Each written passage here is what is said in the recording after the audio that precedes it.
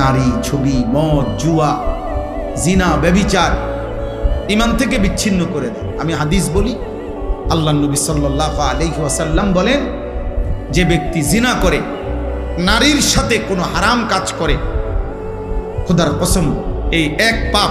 আর হলো অশারিবাল খামরা, যে নেশা করে, মদ খায়, গাঁজা খায়, বাবা খায়, ফুট্টা খায়, পেন্সিডিল খায়, ইয়াবা খায়, এমন নিকৃষ্ট নাফরমান, খোদার কসম আল্লাহ নবী বলছে, ব্যভিচারী আর নেশাখোর, এই দুই নাফরমানের কলজাত থেকে ওই পাপ অবস্থায় আল্লাহ তাআলা ঈমান খুলে রাখা দেয়।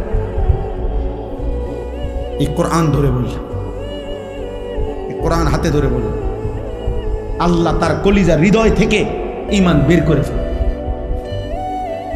আল্লাহ বলে, নেশাখোর ঈমানটা দিয়ে যা, যা, আমার ঈমান আমি রেখে দিলাম, এবার বেঈমান যা, তুই যা। আল্লাহ বলে, চরিত্রহীন লম্পট, নারীর সাথে গুনাহ করবি, ঠিক আছে যা, আমার ঈমান আমারে দিয়া যা, আমি ঈমান রেখে দিলাম, কালিমা রেখে দিলাম, এবার যা। কি সাংঘাতিক কথা!